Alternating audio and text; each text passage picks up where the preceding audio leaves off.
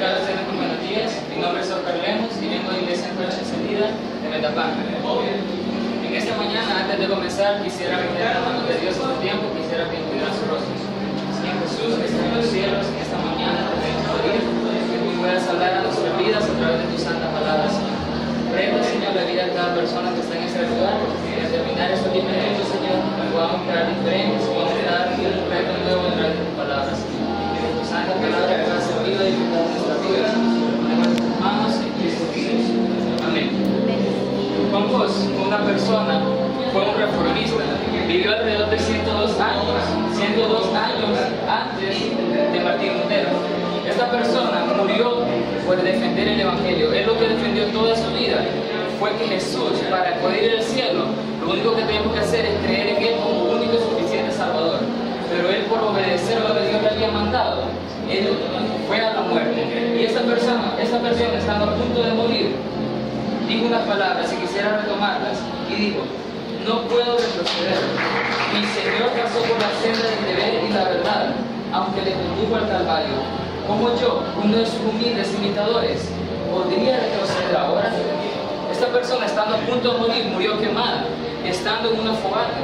Y una persona al concilio le hace la última invitación para poder retroceder de todo lo que le ha defendido toda su vida.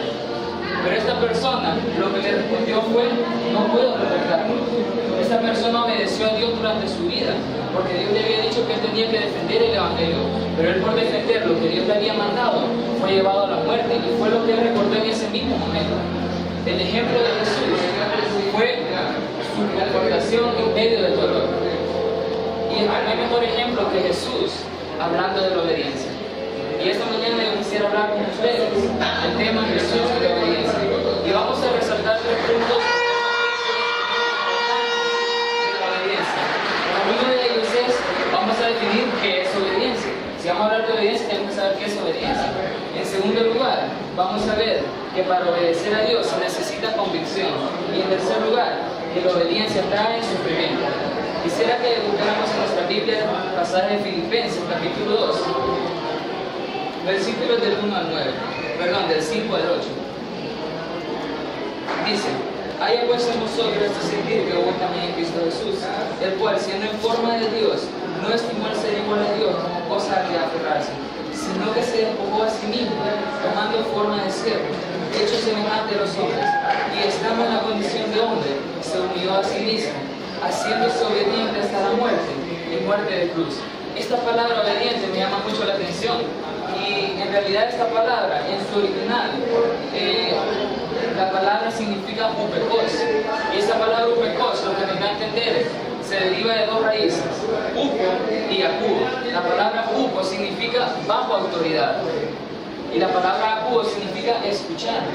Entonces, obedecer, resumiendo todo esto, estudiándolo, significa escuchar lo que Dios dice, sabiendo que Él está en completa superioridad sobre mí. Y eso fue lo que Jesús hizo. En este pasaje habla de Jesús, y Él es el mejor ejemplo de obediencia.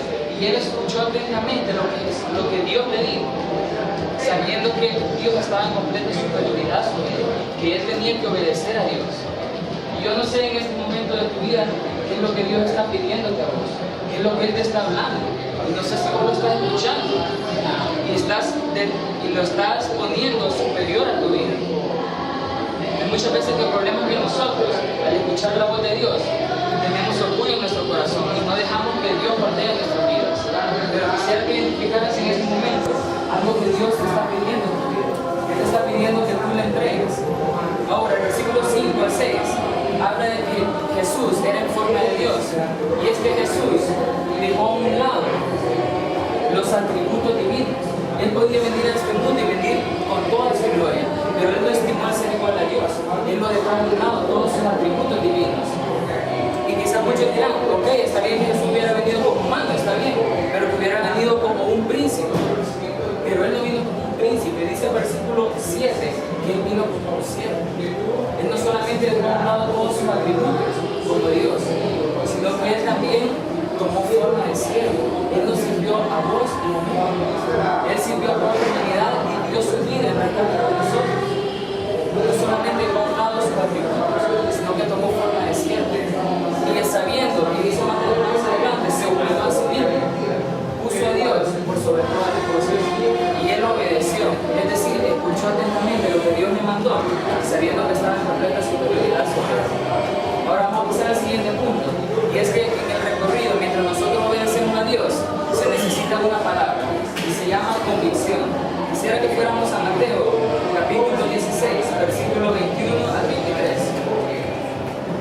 Mateo 16, versículos 21 al 23. Y dice: desde entonces comenzó Jesús a declarar a sus discípulos que le era necesario ir a Jerusalén y padecer mucho de los ancianos, de los principales sacerdotes y de los escribas, y ser muerto y resucitar al tercer día. Entonces Pedro, tomándolo aparte, comenzó a reconvenirle diciendo: Señor, ten compasión de ti, en ninguna manera esto te acontece. Pero él, volviéndose, dijo a Pedro: quítate delante de mí, Satanás, me eres tropiezo, porque pones la mira en las cosas de Dios, porque no pones la mira en las cosas de Dios, sino en las de los hombres. Vamos a ubicarlo en contexto, y en este momento Jesús por primera vez anuncia a sus discípulos que él iba a morir un día. Dice que iba a padecer mucho de los ancianos. Él les dice que él tenía claro en primer lugar lo que venía a ser este mundo. Tenemos que entender eso. Jesús, durante toda su vida, los 3 años que tuvo de ministerio, él siempre dijo que él sabía lo que había venido, lo que Dios le había mandado, él lo vino a hacer.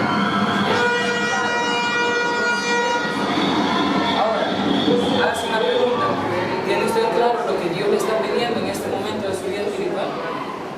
Si no, es de analizarlo bien. Ahora, el versículo 22 dice que Pedro, una de las personas de su círculo de discípulos, de las personas que estaban cerca de él, dice que se le acerca, pero le comienza a reconvenir, es decir, comienza a decirle: ten compasión de ti mismo. En pocas palabras, Pedro le estaba diciendo: ya no mueras, porque tener compasión de ti mismo es algo fuerte lo que estás diciendo.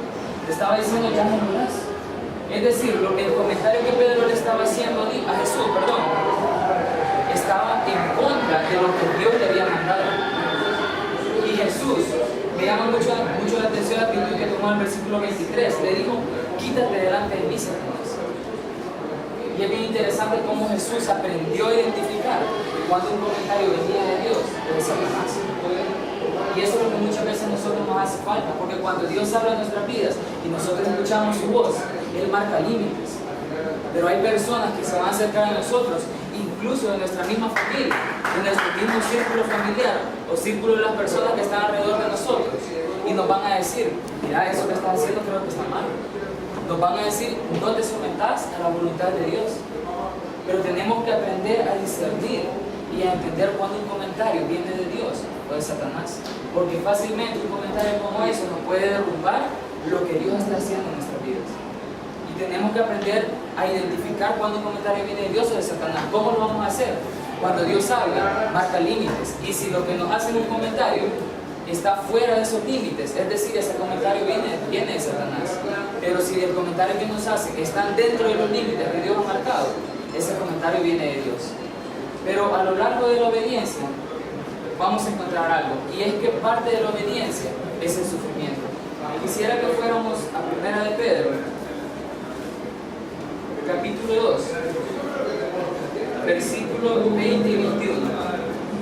Y luego leeremos el 24. Pues qué gloria es si pecando sois abofeteados y lo soportáis, mas si haciendo lo bueno sufrís y lo soportáis, esto ciertamente es aprobado delante de Dios. Pues para esto fuisteis llamados, porque también Cristo padeció por nosotros, dejándonos ejemplo, para que sigáis sus pisadas. En este pasaje nos vamos a ubicar en el contexto, y Pedro escribió una iglesia que estaba en la dispersión. Es decir, ellos por defender el Evangelio estaban siendo perseguidos. Y ellos estaban sufriendo en ese momento por las autoridades, por sus jefes de trabajo y por muchas personas. Pero en ese contexto Pedro les escribe que eso era aprobado delante de Dios. Es decir, el sufrimiento es parte de la obediencia. Y más adelante dice el versículo 21, pues para esto fuisteis llamados, porque también Cristo padeció por nosotros. Y esa palabra padecer es la misma que está en el versículo 20, cuando dice: si haciendo lo bueno sufrís. Y la palabra padecer simplemente fue traducida de otra forma, pero en realidad su original es la misma palabra. Padecer significa sufrir, pero sufrir de qué forma. Estudiando esta palabra podemos encontrar que padecer significa ser actuado o ser obrado por las demás personas, ya sea de una forma buena o de una forma mala. Es decir, Jesús padeció, y en Mateo 17 nosotros podemos encontrar que Él padeció de los ancianos. Es decir, Él fue tratado por las demás personas de una manera como sea buena o sea mala.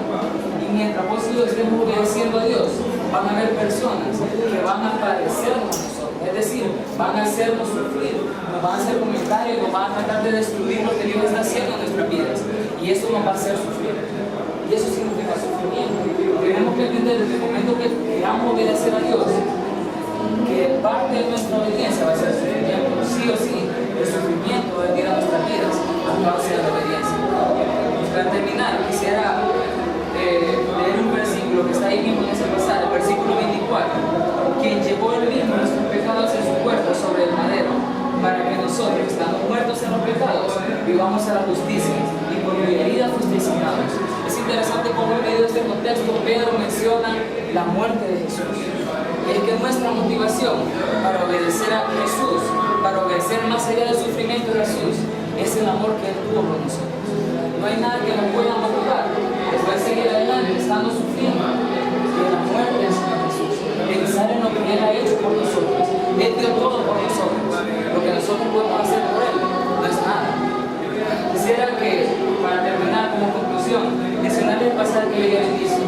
Haya pues en nosotros este sentido que hubo también en Cristo Jesús. Que la palabra de Dios esta mañana haya motivado nuestros corazones a lo que Dios ha pedido para nuestras vidas. Nosotros podamos ceder sabiendo que tenemos que obedecerle más allá del sufrimiento y que tengamos la mejor motivación